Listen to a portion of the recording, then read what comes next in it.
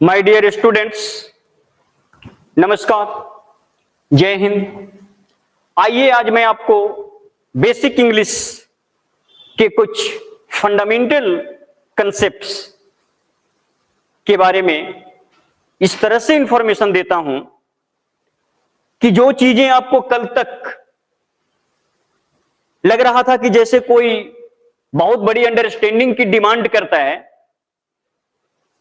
उसके बारे में एक कंफर्टनेस की फीलिंग आ सके। तो देखिए, इंग्लिश भाषा में जो अरेंजमेंट है वो noun plus verb plus noun का अरेंजमेंट होता है।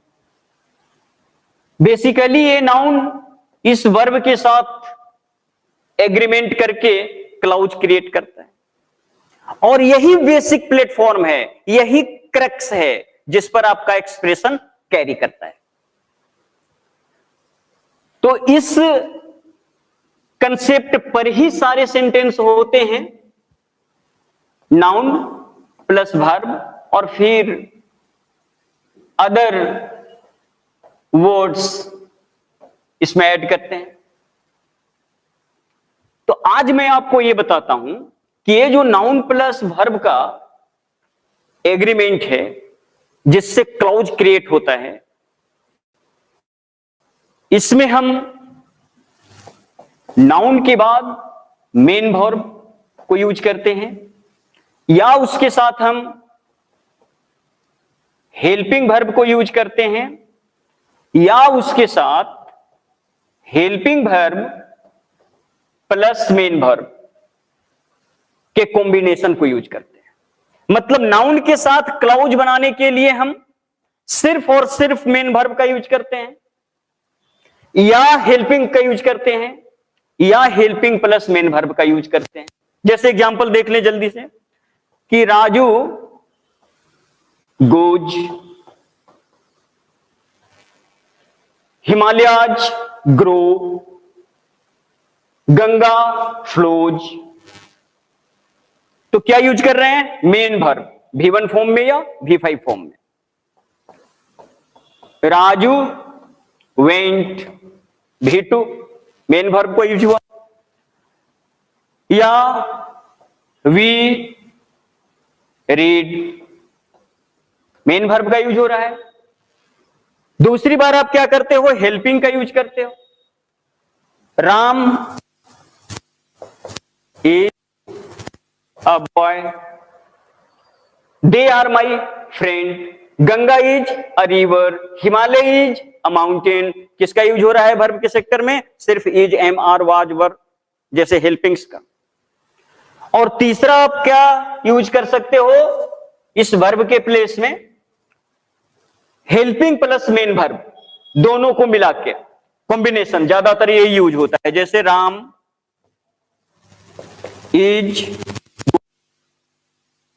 Deepak has done his work, I can do this work, you can understand my lecture। तो can understand, has done, is going। चलिए, तो आपने समझा कि सबसे नाउन नेमिंग वर्ड्स, और नेमिंग वर्ड्स के बाद क्या? Doing words, verb. वर्ब को हम यूज करते हैं कैसे? मेन वर्ब को, हेल्पिंग्स को और हेल्पिंग्स प्लस मेन वर्ब को। अब मैं आपसे एक कंसेप्चुअल अरेंजमेंट, पार्टिकुलर अरेंजमेंट के बारे में बात करूंगा कि कोई भी सेंटेंस जो noun plus verb plus noun के बाद फुल स्टॉप वाले स्ट्रक्चर में होता है तो इसको हम असर्टिव कहते हैं। क्या कहते हैं? असर्टिव कहते हैं। अब ये जो वर्ब है वो आपने देखा कि आपने मेन वर्ब यूज किया, हेल्पिंग यूज किया या helping plus main verb use किया। ये जो वर्ब है ये 3 फॉर्म में हो सकता है। तो मेन वर्ब जब यूज होता है तो वो 3 ही यूज होता है। V1, V5 और V2, ये 3 वर्ब के फॉर्म हैं जो मेन वर्ब के रूप में असर्टिव सेंटेंस में आते हैं। इनके साथ कोई ऑक्सिलरी नहीं होता है, लेकिन आपको जानकारी होनी चाहिए कि इसका ऑक्सिलरी डू है, इसका डज है और इसका डिड है। बी कॉन्शियस अबाउट दिस कि हमने आपको बताया था कि नाउन के साथ वर्ब अकेले इटसेल्फ मेन वर्ब भी आता है और वो क्लाउज क्रिएट करता है, जैसे ही गोज, वी रीड। तो रीड क्या है? मेन वर्ब का फर्स्ट फॉर्म। रीड्स क्या है? वर्ब का फर्स्ट फॉर्म और फिफ्थ फॉर्म, और फिर वर्ब का second form itself without auxiliary affirmative sentence form करता है। लेकिन दूसरा कंसेप्ट नहीं कहिए कि दूसरा कंस्ट्रक्शन जो है कि अब कहा noun plus verb plus noun, और ये क्या है? Full stop. ये हो गया क्या? एडजेक्टिव। अब ये जो वर्ब है तो आपने देखा कि मेन वर्ब हो सकता है। यदि मेन वर्ब होगा तो आप समझ रहे हैं कि डू, डज और डिड को आप मेन वर्ब के साथ ऑक्सिलरी के रूप में कंसीव कर सकते हैं। हेल्पिंग रहे तो कोई प्रॉब्लम ही नहीं। जो हेल्पिंग वर्ब है उसी को चूज करना है, और हेल्पिंग प्लस मेन वर्ब वाला फॉर्म है तो भी कोई प्रॉब्लम नहीं है। हेल्पिंग ऑलरेडी उपलब्ध है, हेल्पिंग ऑलरेडी उपलब्ध है। यहां हेल्पिंग नहीं है असर्टिव में, लेकिन V1 के मामले में हम डू यूज करेंगे, V5 के मामले में डज यूज करेंगे और V2 के मामले में डिड यूज करेंगे। तो अब कंप्लीट है कि इंग्लिश में जितने भी सेंटेंस होंगे सारे सेंटेंस में हेल्पिंग है। हेल्पिंग प्लस मेन वर्ब वाला में तो हेल्पिंग है ही, सिर्फ हेल्पिंग वाला में भी हेल्पिंग है ही, और मेन वर्ब से जो सेंटेंस बना था, जो क्लॉज बना था, उसमें भी हेल्पिंग हम सिलेक्ट कर लेते हैं। डू के V1 के मामले में डू, V5 के मामले में डज और V2 के मामले में डिड। तो सबसे पहले हमको आज यही समझाना था आपको कि इंग्लिश के किसी भी सेंटेंस में हेल्पिंग उपलब्ध होता है। अब इस हेल्पिंग को यदि हम सब्जेक्ट के इस नाउन के पहले ला दें, मेन वर्ब जहां है वहीं रहने दें, और फुल स्टॉप की जगह क्या कर दें? मार्क ऑफ इंट्रोगेशन कर दें, तो ये हमारा क्या हो जाता है? इंट्रोगेटिव सेंटेंस हो गया। क्या हो गया? इंटेरोगेटिव हो गया। क्वेश्चन का सेंस रिप्रेजेंट करने वाला सेंटेंस हो गया। Ram reads his book. अब रीड्स क्या है? V5 है, तो V5 की जगह क्या ले सकते हैं? Does. Does Ram read his book. Question हो गया। तो किसी भी सेंटेंस में यदि हम हेल्पिंग को नाउन जो वर्ब के साथ एग्रीमेंट किया था, जिसको हम कहते हैं सब्जेक्ट, उसके पहले ला दें किसको? हेल्पिंग्स को, तो क्या हो जाता है? इंट्रोगेटिव हो जाता है। बिल्कुल क्लियर। अब हम लोग ये समझेंगे कि इंट्रोगेटिव के लिए क्या जरूरी है।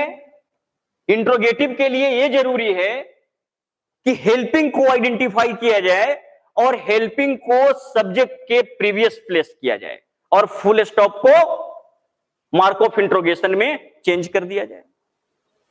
ठीक है, ये आपको पता भी था।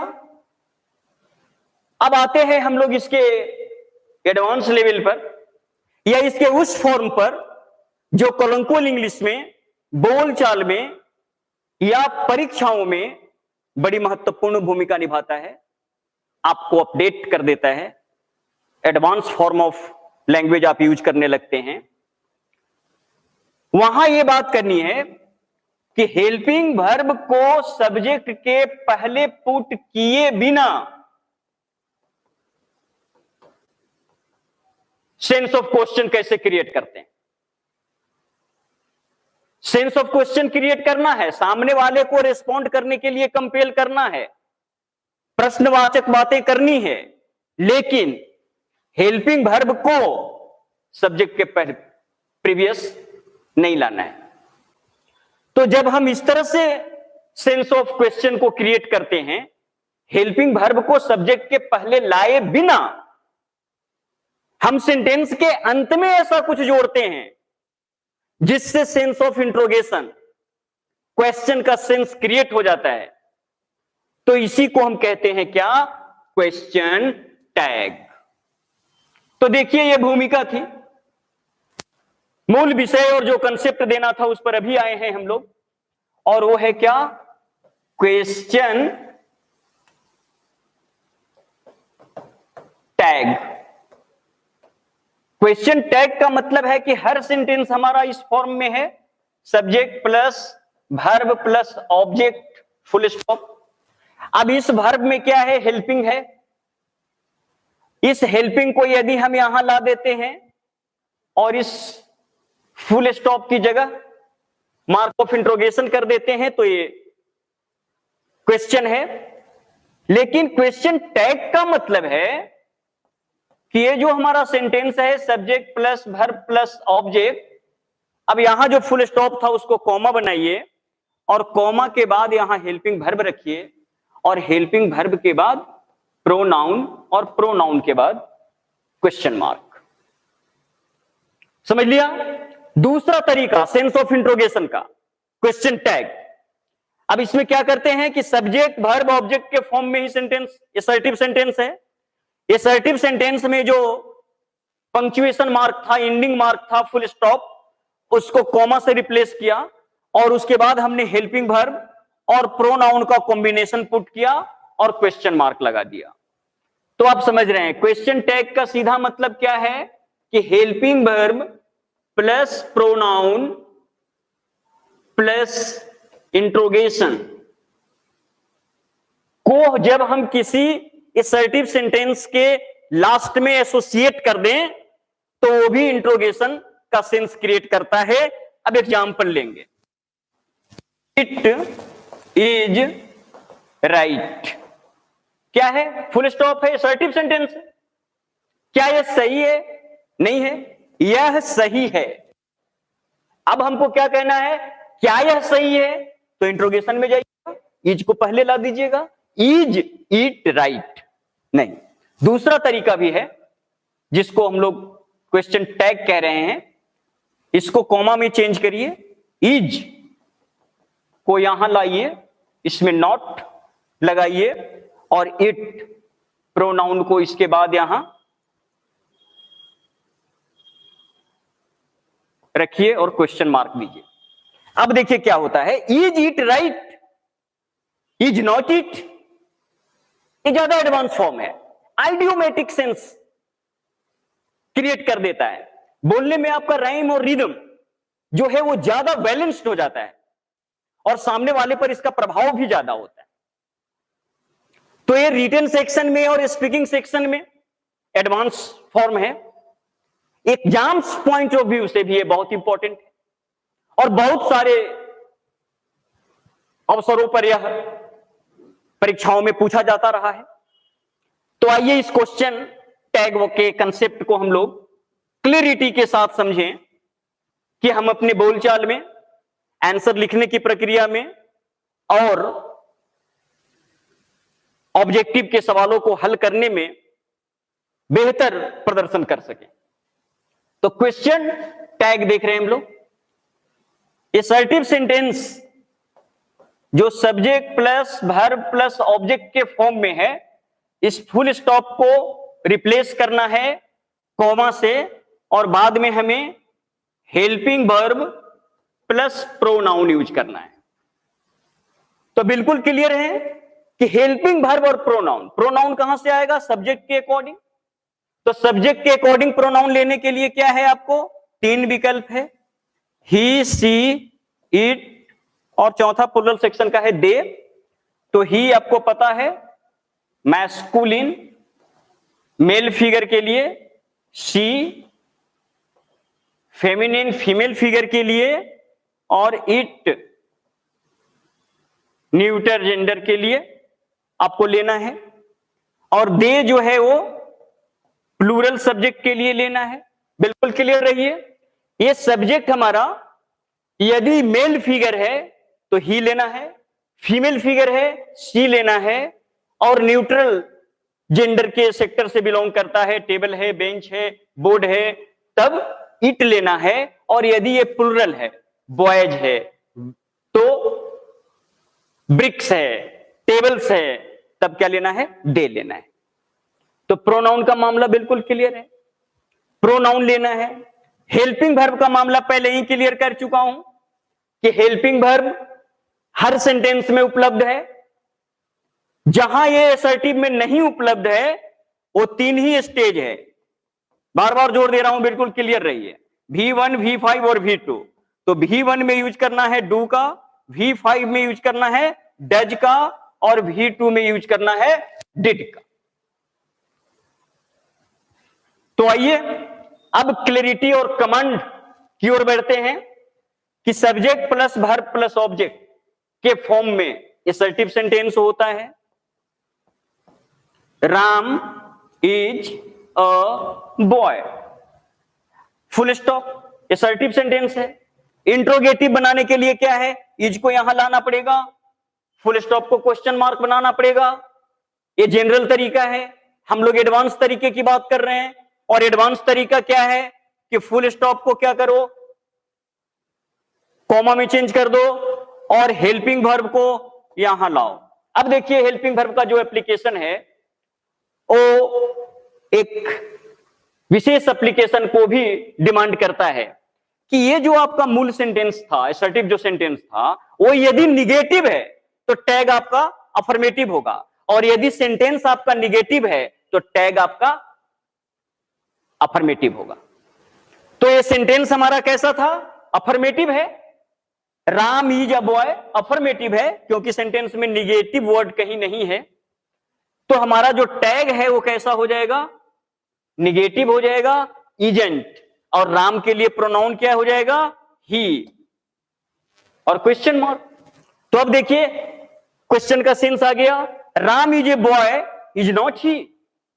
राम एक लड़का है कि नहीं? Himalaya is a mountain. अब देखिए Himalaya is a mountain, full stop को क्या करेंगे? कॉमा बनाएंगे। और इज है तो अब हम क्या लेंगे? इज नॉट लेंगे। और हिमालय के लिए क्या लेंगे? ही लेंगे? नहीं, हिमालय के लिए क्या लेंगे? इट लेंगे, और क्वेश्चन मार्क देंगे। और क्या बन गया? Himalaya is a mountain is not it. तो सेंटेंस हमारा अफर्मेटिव है तो टैग निगेटिव होगा, सेंटेंस हमारा निगेटिव है, टैग अफर्मेटिव होगा। First major information. अब देखिए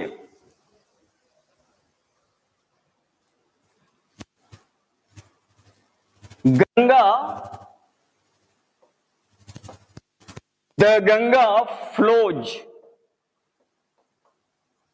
टूवर्ड्स ईस्ट। गंगा पूरब की ओर बहती है। अब इसमें सब्जेक्ट हमारा क्या है? द गंगा। वर्ब क्या है? फ्लोज। आपको पता है वर्ब फ्लोज का मतलब क्या हो गया? V5। V5 का ऑक्सिलरी क्या होता है? डज। क्या होता है? डज। तो हम डज को द गंगा के पहले रख दें और फुल स्टॉप को क्वेश्चन मार्क में चेंज कर दें तो इंट्रोगेटिव हो जाएगा। क्या गंगा पूरब की ओर बहती है?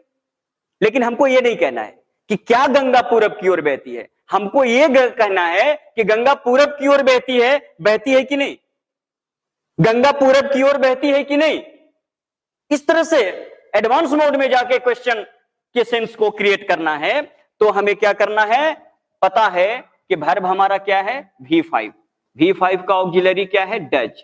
सबसे पहले क्या है? कॉमा में बदलिए फुल स्टॉप को, उसके बाद क्या करिए? डज। अब डज क्या होगा? निगेशन के साथ होगा कि नहीं? होगा, क्योंकि द गंगा फ्लोज, गंगा बहती है, अफर्मेटिव है, तो हमारा क्या हो जाएगा? निगेटिव हो जाएगा। डजंट, और गंगा के लिए प्रोनाउन क्या लोगे? सी लेंगे। इट भी ले सकते हैं, इंटरनेशनली नदियों के लिए, पहाड़ों के लिए इट ही लिया जाता है, लेकिन चूंकि हम अपनी संस्कृति में गंगा को मां मानते हैं, फीमेल फिगर के रूप में पर्सोनिफाई करते हैं, तो ज्यादा बेहतर है हम अपने अकॉर्डिंग सी लें। तो क्या हो गया? The Ganga follows towards east, doesn't see. अब दिया क्वेश्चन मार्क। गंगा पूरब की ओर बहती है कि नहीं? सामने वाले को रिस्पॉन्ड करना है, मतलब आप क्वेश्चन के फॉर्म में बोल रहे हैं। नेक्स्ट एग्जांपल लेते हैं। They went to market, full stop. Went का मतलब क्या हुआ? V2 का ऑक्सिलरी क्या होगा? डिड। और दे खुद ही प्रोनाउन है, थर्ड पर्सन प्लूरल नंबर, तो प्रोनाउन का प्रोनाउन वही दे का दे ही रहेगा। तो हमारा यहां टैग क्या हो जाएगा? Didn't they question mark. They went to market, didn't they? वे बाजार गए थे कि नहीं? तो इस तरह से हम टैग लगाएंगे। अब देखिए, कुछ डिफरेंट एस्पेक्ट में चल करके समझने की कोशिश करते हैं कि यदि मान लीजिए आपको यह कहा जाए कि someone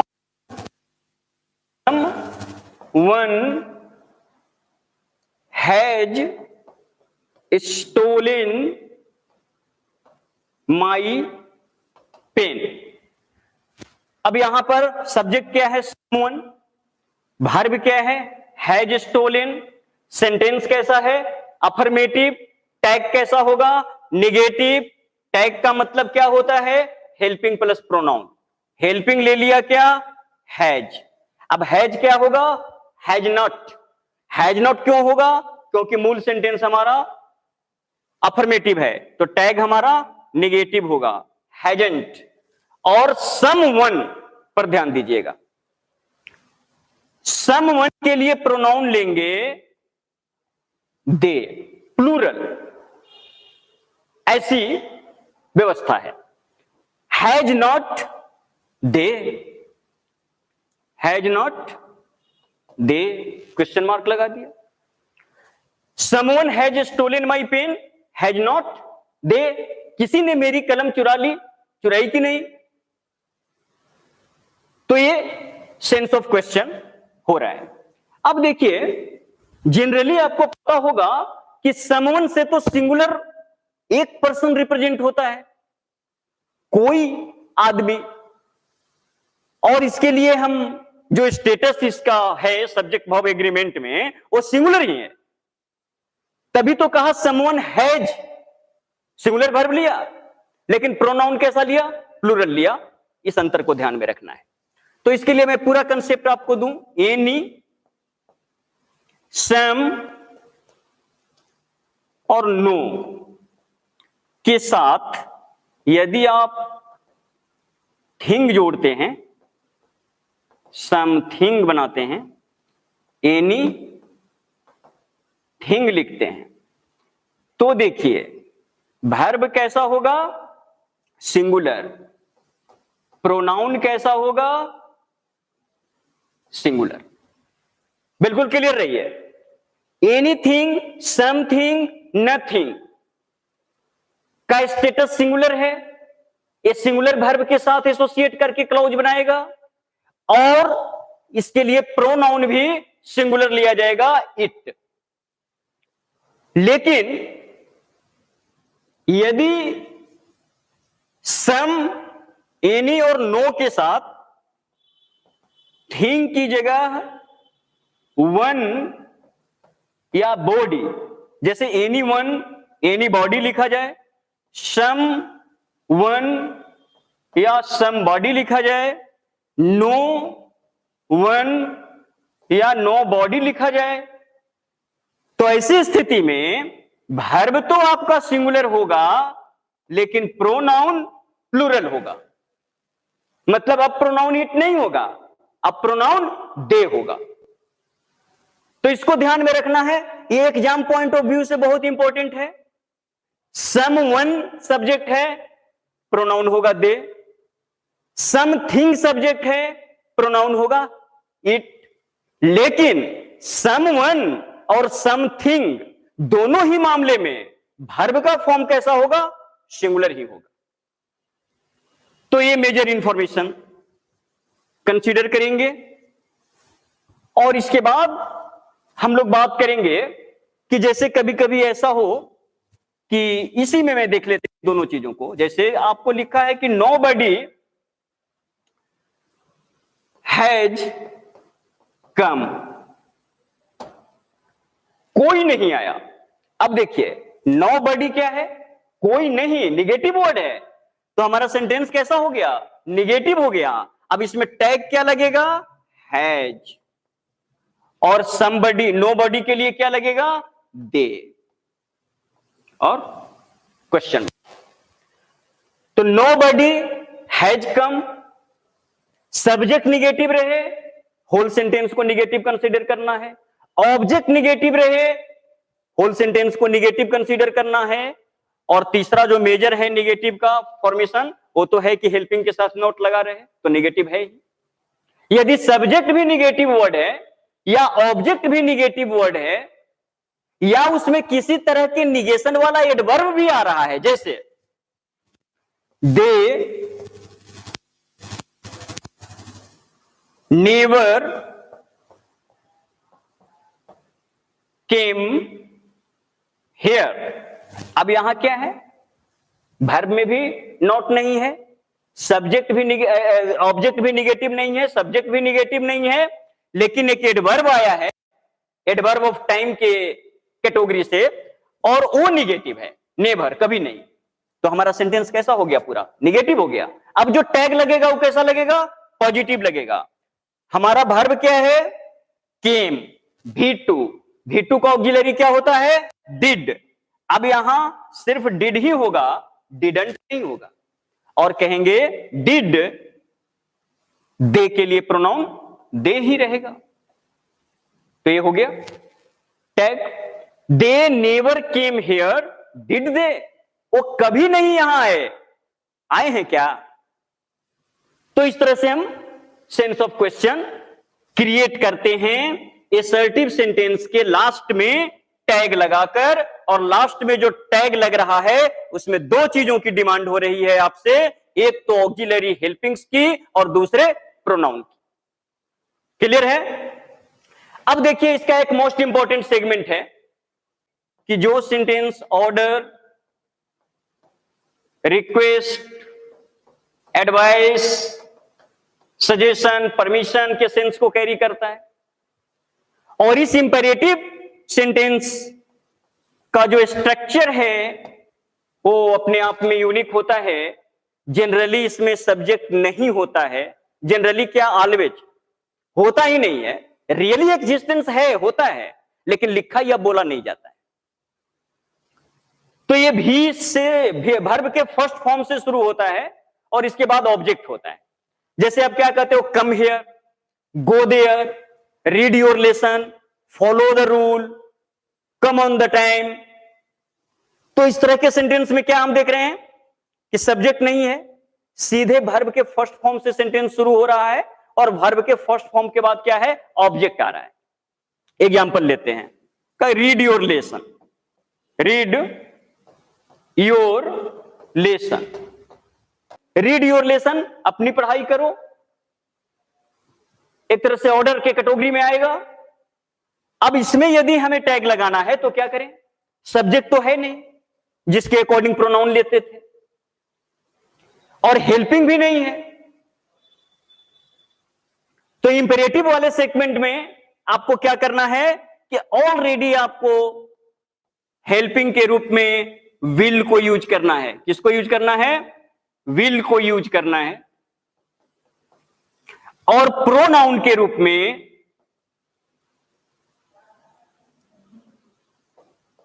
यू को यूज करना है। बेसिकली आप समझिए कि यहां जो सब्जेक्ट था वो यू ही था, क्योंकि ऑर्डर, रिक्वेस्ट, सजेशन का जो सेंटेंस है वो सामने सुनने वाले को ही कहा जाता है। तो जो व्यक्ति सामने खड़ा होकर सुन रहा होता है, जो लिसनर है, जो सेकंड पर्सन है, उसके साथ ही ऑर्डर, रिक्वेस्ट, सजेशन और परमिशन वाले संवाद होते हैं। तो ऑलरेडी सामने सुनने वाले को ही ये कहा जाता है, इसलिए उसको बोलने और लिखने में मेंशन नहीं करते। तो ये मान के चलना है कि इंपेरेटिव सेंटेंस में ऑलरेडी सब्जेक्ट क्या होता है, यू ही होता है।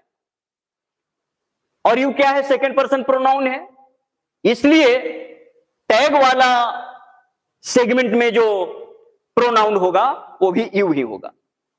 ओवरऑल फाइनली बिल्कुल ये मान लेना है कि इंपेरेटिव सेंटेंस में जो टैग लगेगा उसमें हमें ऑक्सिलरी विल लेना है और प्रोनाउन यू लेना है। अब रीड योर लेसन का टैग क्या हो गया, will you help the needy, help the needy.